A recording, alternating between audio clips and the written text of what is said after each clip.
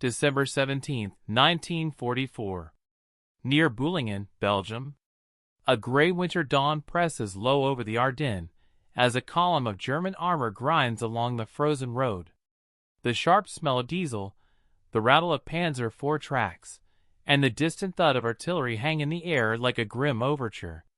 At the head of the advancing formation rides Oberstleutnant Friedrich Keller, commander within the 1st SS Panzer Division, his gloved hands tied around the cupola rim as he scans the treeline. The offensive, Unternehmen Wacht am Rhein, the last great gamble of the Reich, has begun only hours earlier. Keller knows the plan by heart: punch through the thinly held American lines, capture fuel, reach the Meuse, and fracture the Allied front before Christmas. Every officer has repeated the same sentence. Ohne Benzin, keine Bewegung. Without fuel, nothing moves. It is the truth hanging above every German engine like a shadow. Machine gun fire crackles ahead.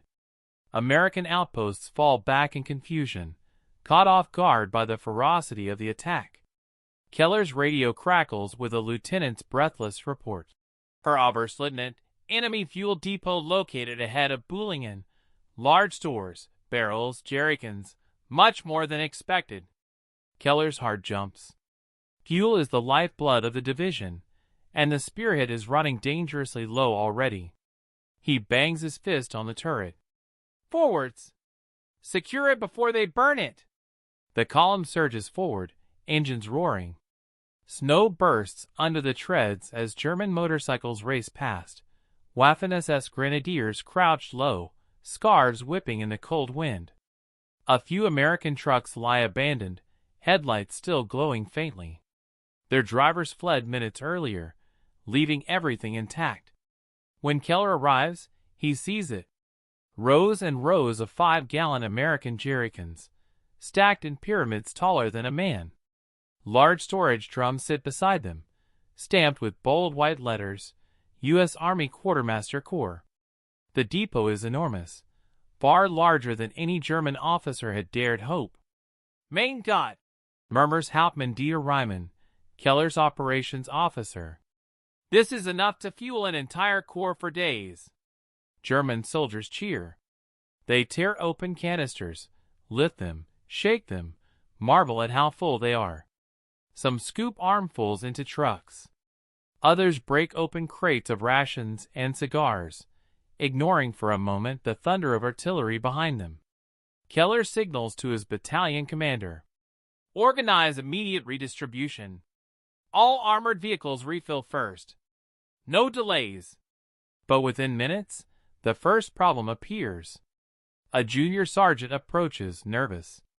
Herr Oberstleutnant, it is too much. We have only a handful of functioning tankers. And the American cans, there are thousands. The second problem follows fast. Radio operators report that the division's supply train is still miles behind, jammed by wrecked vehicles and the sheer chaos of the Ardennes roads. And then the third.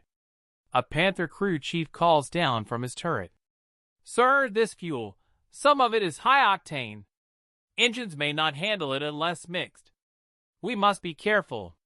Keller grits his teeth. The Americans had fuel in volumes the Germans could scarcely imagine, and in enough chemical variants to confuse even experienced mechanics. Yet the jubilation continues around him. To the average grenadier, the depot looks like salvation. He steps into the main area, boots crunching on icy ground. He lifts a can, reading the markings. Avgas 80 to 100. Aircraft fuel. Not ideal for tanks. Another can reads. Motor gasoline. Better, but still inconsistent. Reimann calls out. Sir, perhaps we can siphon the usable stock, leave the rest. No, Keller answers. Every drop counts. Keep collecting. Still, a cold realization gnaws at his mind. This moment, this depot, reveals a truth more frightening than any American attack. The enemy possessed more fuel in a single forward dump than his entire regiment had consumed in weeks. Far off, Allied artillery screams overhead. The ground shakes. Snow dust waterfalls off stacked fuel drums. Soldiers shout, scrambling for cover. Keller crouches behind a truck, hands over his helmet as explosions ripple through the depot. A stray shell strikes a distant barrel pyramid. Miraculously, it does not ignite, but the message is clear. This treasure trove exists only for minutes unless they move fast. Yet the trucks cannot carry enough. The tankers are few. The roads are choking.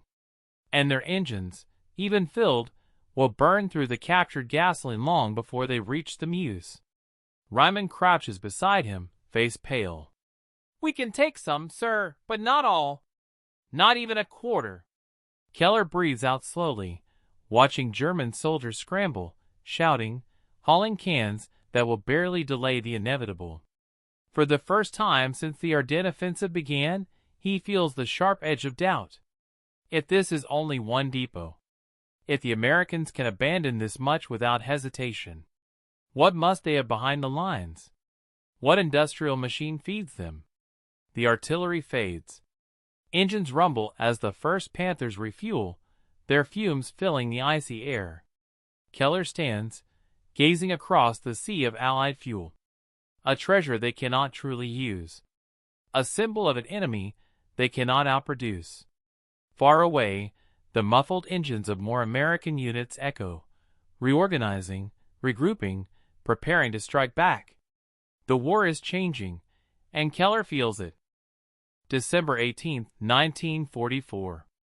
Lignaville, Belgium. The sky is a bruised purple as dawn presses against the shattered rooftops of the tiny Belgian village. Snowflakes drift lazily through the smoke rising from burned-out American trucks. The road is choked with a column of German vehicles, panzers, half-tracks, Schwimmwagens, each one coughing in the cold as crews struggle to stretch every captured liter of fuel. Inside the commandeered cafe that now serves as a forward command post, Oberstleutnant Friedrich Keller stands hunched over a map spread across a sticky wooden table. His gloves lie discarded beside a half-frozen cup of ersatz coffee. Around him, the room is thick with breath and tension as junior officers crowd in, waiting for direction. "Herr Oberstleutnant," says Hauptmann Ryman, pointing to the penciled route toward the Meuse. "If the spearhead is to maintain momentum, the armored battalions require at least 40,000 liters more. Our current captured stores, even after Bulge, are insufficient." Keller nods grimly. "And the Americans? Any sign they intend to destroy additional dumps?" A signals officer answers, headset pressed tight against his ears.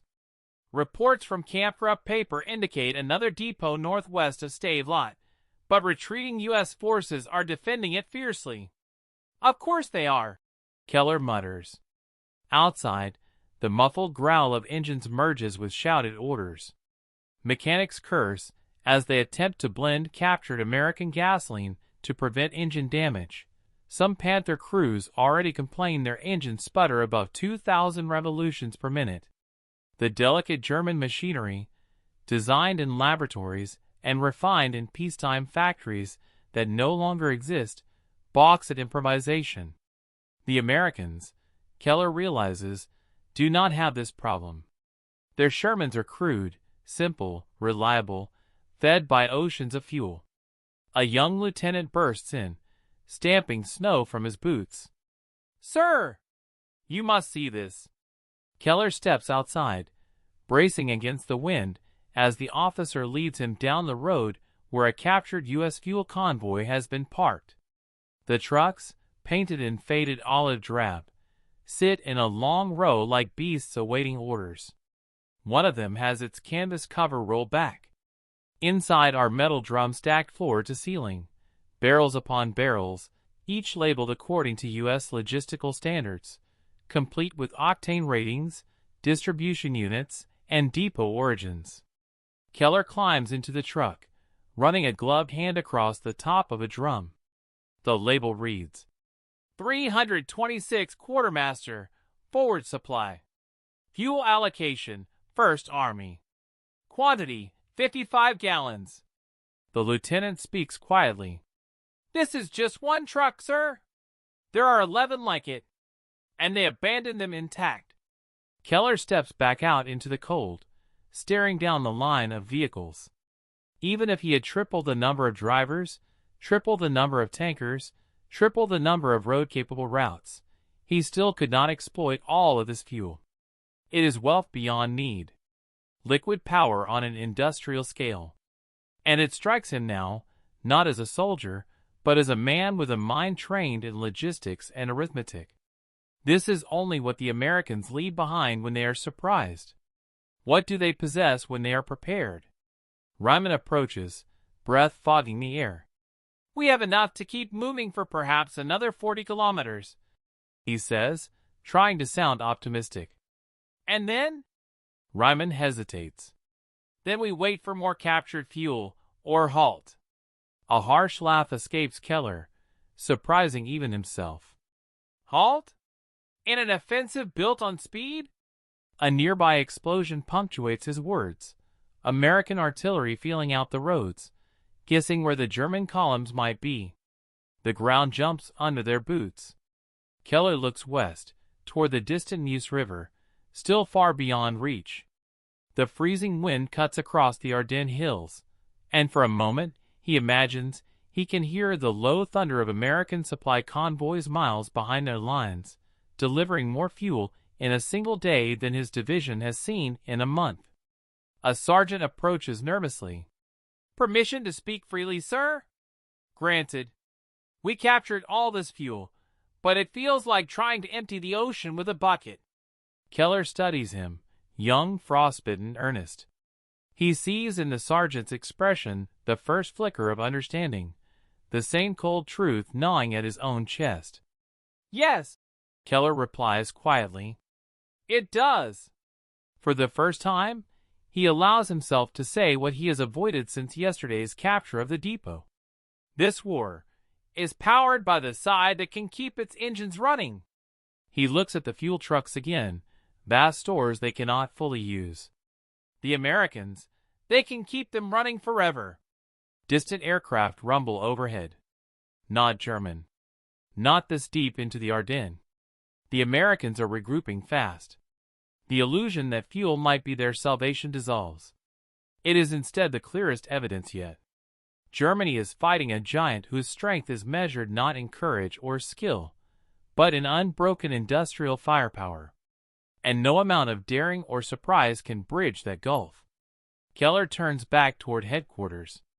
Prepare to move, he says, before the sky fills with enemy aircraft. But as he walks, he feels heavier with each step, because more fuel will not win this war. And now he knows it. December 20th, 1944. Outside Stavelot, Belgium. Snow drifts in swirling gusts across the hills, as the echoes of machine gun fire ripple through the valley. The road from Stavelot is a twisted ribbon of ice and wreckage, burned-out jeeps, shattered German motorcycles, frozen corpses half buried in snow. The Ardennes offensive is still pushing west, but its spearhead is splintering, slowed by resistance, bottlenecks, and the silent enemy that no bullet can kill, fuel starvation. Near a ruined farmhouse, Oberstleutnant Friedrich Keller watches a Panther tank wheeze to a halt. Its engine coughs like an old man, sputters twice, and then dies in a single choking gasp. The driver lifts himself from the hatch, breath steaming. That's it, sir. She won't go another meter. Keller nods once. He doesn't blame the crew. The mixed American gasoline they've been forced to use burns too hot, too fast, damaging injectors and stressing the Panther's delicate Maybach engine. A Panther was a masterpiece on paper, a fragile diva in practice. A Sherman was a factory hammer, crude, simple, cheap, and unstoppable in numbers. Ryman jogs toward him, boots crunching ice. 2 more tanks have run dry. Our transport column is stuck behind a demolished bridge near Trois-Ponts, and American engineers are blowing every crossing they can reach. Keller breathes out slowly. Each report feels like another vertebra snapping in the back of the offensive. "And the depot at Stavelot?" he asks. "Lost, sir. We took it briefly, but American counterattacks forced us out. They destroyed most of it before we could siphon anything." The words hang in the frozen air. Germany cannot win a war of attrition, and cannot outrun the Americans either. The Reich had gambled everything, on capturing fuel faster than it burned it. Outside, German soldiers cluster around a crackling fire, warming their numb hands. A tanker slaps the side of his stalled Panther and mutters, "Captured enough fuel to swim in, and still we die thirsty." The others laugh, dark humor, the kind that keeps despair from swallowing them whole. Keller walks past them and heads toward a captured American fuel truck parked at the road's edge. Snow dusts its hood. He climbs onto the side step and wipes frost from the windshield. Behind the glass, on the dashboard, lies a small folded photograph, an American corporal, his arm around a smiling woman, both wearing Christmas sweaters. For a moment, Keller simply stares at it. This young man, this corporal, he had been part of an army so lavishly supplied that losing convoys of fuel barely slowed them. He lived in a world where gasoline came by the millions of gallons, where new tanks rolled out of Detroit faster than the Reich could replace a platoon. Keller pockets the photo, not out of malice, but as a relic of the stark truth he can no longer deny. Ryman climbs up beside him. "Sir, the men are whispering. They're realizing what we're realizing. The Americans have more supplies in one forward area than we can sustain for an entire campaign." Keller doesn't look at him. "I know." He points toward the valley where smoke rises from destroyed American barrels. "Those dumps back there, they were nothing. Not the main reserves. Not even a major depot. Just forward stock." He pauses. "And they were overflowing." A sudden roar interrupts them. Distant engines approaching fast. Not tanks. Not trucks. Aircraft. The two officers leap down from the truck and look to the southwest where three silhouettes appear against the cloudy sky. P-47 Thunderbolts, diving low, hunting the stalled spearhead like hawks spotting trapped prey. "Cover!" someone shouts. The air erupts. The P-47 scream overhead, their .50 cal machine guns ripping apart the snow with molten streaks of light. A German truck explodes in a fireball. A half-track flips sideways. A Panther takes a direct hit in the engine deck, bursting into flame. Keller dives behind a stone wall as a shockwave slams into him. When the planes finally vanish, leaving only smoke and ringing ears behind them, Keller rises slowly. The valley is a graveyard of twisted steel. Even more vehicles are burning now, vehicles he cannot replace. Ryman wipes soot from his face. "They're hitting the roads non-stop, sir. They're flying hundreds of sorties a day." Keller's voice is quiet, "because they have the fuel to do so." That sentence, simple, undeniable, lands heavier than any artillery shell. A quarter-track limps past, gushing smoke. Its commander shouts over the engine. "Sir! HQ says the offensive must keep pushing toward the Meuse." Keller watches him go, then turns to Ryman with a stare that holds no illusions. "How? How do we reach the Meuse if half our tanks are dead on the roadside? If every truck is empty? If the Luftwaffe cannot protect us because its own planes cannot leave the ground?" Ryman lowers his gaze. He has no answer. The Ardennes operation was supposed to crack the Allied front. Instead, it has revealed the final, fatal imbalance of the war. A nation fighting on fumes versus a nation swimming in oil. Keller steps into the middle of the ruined road and surveys the charred remains of captured American fuel. They had reached the Allied treasure they sought. They had touched it. They had tasted it. And in that moment, they understood, not with reports or intelligence summaries, but with their own hands, that the United States could outproduce them into the ground. This was no longer a battlefield. It was a factory floor where the Americans controlled the conveyor belt. The war, Keller realizes, is no longer winnable. Not with courage. Not with strategy. Not even with surprise. The industrial colossus has awakened, and it will not tire. December 22, 1944. La Gleize, Belgium.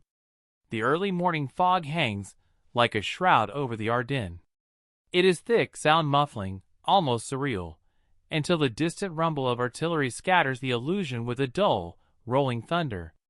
The village of La Gleize lies cracked open by shellfire, its stone houses blackened, its church spire shattered. German troops move through the wreckage like ghosts, burdened with exhaustion and the stench of burning fuel. Inside what remains of an abandoned Belgian barn, Oberstleutnant Friedrich Keller stands with his officers around a lantern-lit table, its surface littered with maps, reports, and fuel consumption logs. Their breath is visible in the freezing air. The mood is grim. Ryman taps a clipboard. "These figures, they can't be right." "They're right," Keller replies. "The Panthers burned twice the fuel of a Sherman, and we've been driving them across hills, snow, and wrecked roads." The signals officer adds quietly, "HQ confirms. There will be no major resupply coming forward. The rail lines behind us are wrecked, depots bombed, and the Luftwaffe is grounded." A younger officer, Oberleutnant Franz Adler, stiffens. "Then the entire offensive is stalling?" "Not stalling," Keller corrects softly. "Bleeding out."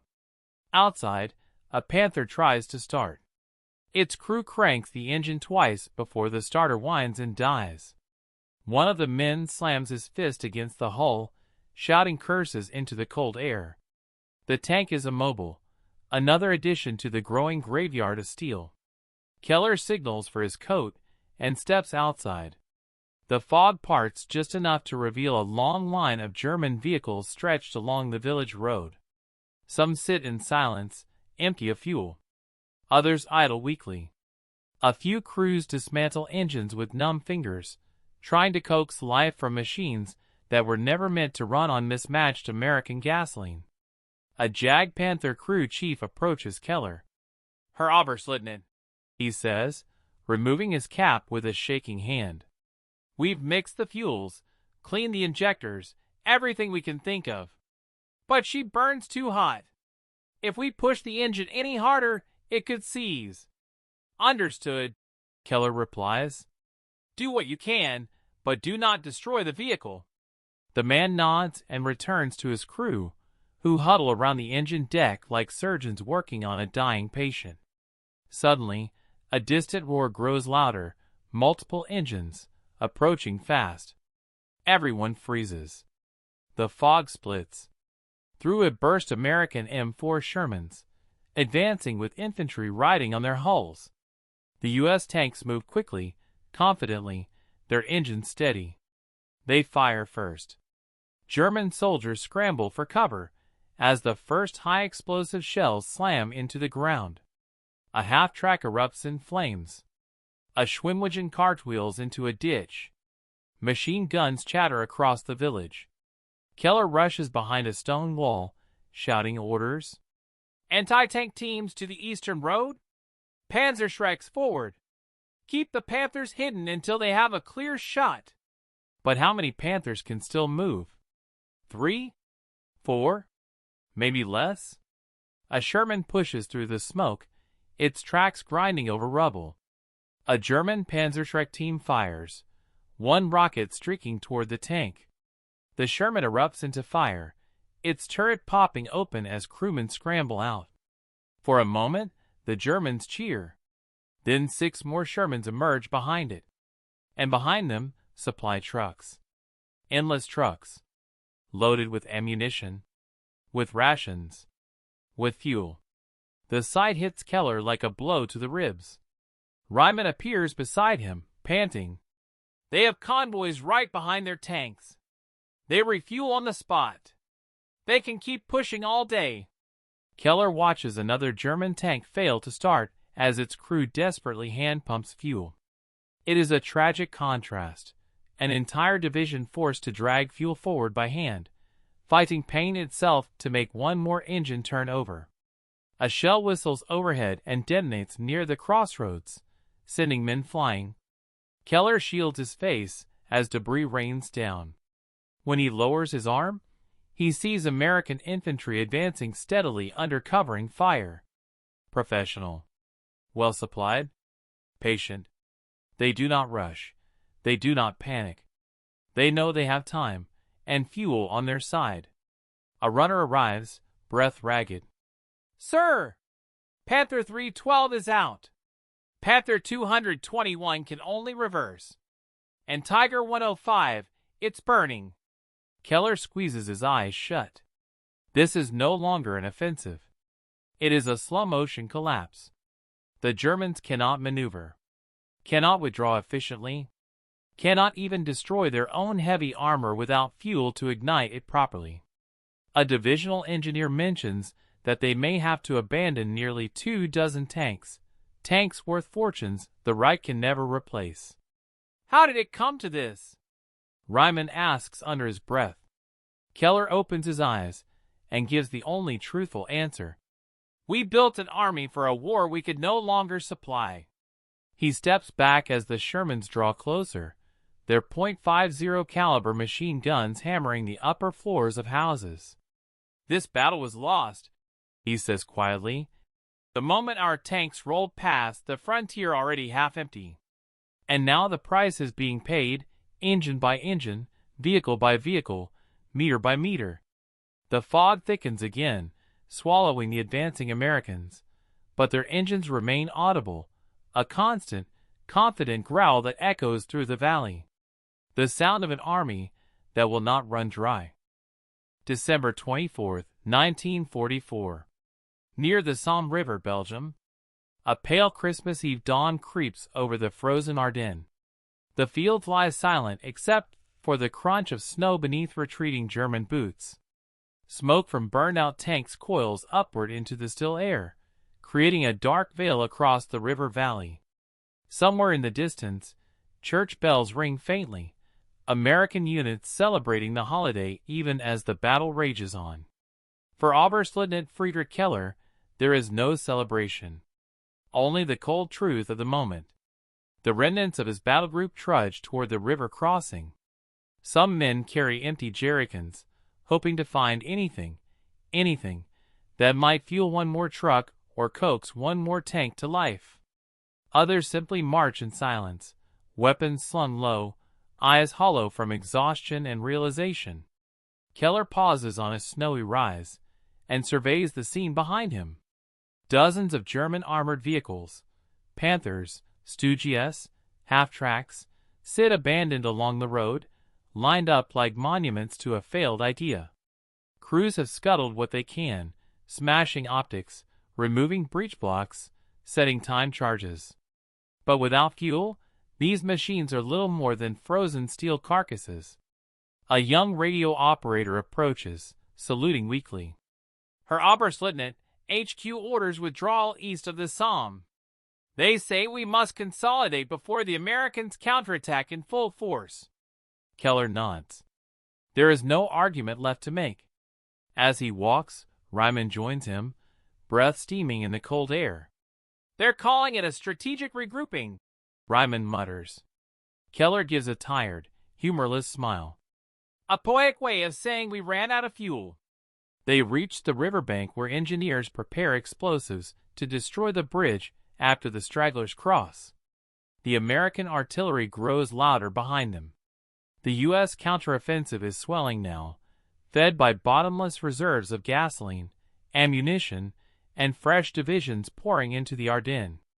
Keller stops again, placing a hand on the railing of a disabled Panther. Frost cracks beneath his glove. He remembers the first day of the offensive, the optimism, the discipline, the daring attack through the forests. But the memory now feels like a dream carved from stubbornness. Ryman speaks softly. "When we captured that first depot at Bulge, I thought it was a miracle." Keller shakes his head. "No, it was a warning." He gestures toward the silent line of dead tanks. That depot showed us the truth we ignored. We believed the Americans had stretched themselves thin. But that fuel, those thousands of cans, that was only what they'd placed near the front. He pauses, snowflakes drifting across his shoulders. Imagine what sat behind them. The railheads in France. The tankers at Antwerp. The pipeline stretching across Europe. Ryman exhales slowly. We never had a chance, did we?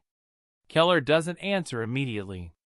He watches a group of infantrymen help push a sputtering Opel Blitz truck through the snow. The engine gasps once, twice, then dies completely. The men stare at it in defeat before walking on. Finally, Keller replies, "Wars today are not won by brilliance alone. They are won by industry, by logistics, by oceans of oil and steel. Our courage was real, but it was never enough to compete with factories that never slept." His words hang in the icy air. A distant roar builds, American tank engines advancing again, steady and confident. The sound travels through the forest like an approaching storm. Keller glances east. The last Panthers are crossing the bridge, their treads groaning. Engineers ready the charges. Moments later, the bridge erupts in a thunderous blast, sending a column of flame and debris into the sky. The river rushes beneath it, now a barrier between Keller's men and the Allied pursuit. For a long moment, Keller stands watching the firelight reflect off the icy water. Ryman approaches quietly. "What now, sir?" Keller turns toward the forested hills, where the remnants of the German forces retreat toward the Siegfried Line, a line that cannot hold. A nation that cannot produce. A war that cannot be won. "Now," he says softly, "we survive as long as we can." He surveys his men, tired, cold, determined. They march on not because they expect victory, but because they must. Behind them, the American engines grow louder still. Keller looks west one final time, toward the land where Allied fuel dumps burn and where an industrial giant advances without pause. "History will say we lost this battle in the snow," he murmurs. "But the truth is, we lost it in the factories, in the refineries, in the places we could never reach." Ryman nods slowly. "A war decided by gasoline." Keller steps forward, joining the line of retreating soldiers. "No," he says quietly. "A war decided by the side that never runs out." The wind picks up, carrying the distant echo of enemy engines as the Battle of the Bulge shifts irrevocably in favor of the Allies. The final understanding settles over him like the falling snow. Germany never needed more courage. It needed more fuel. And by the winter of 1944, the Reich had already run dry.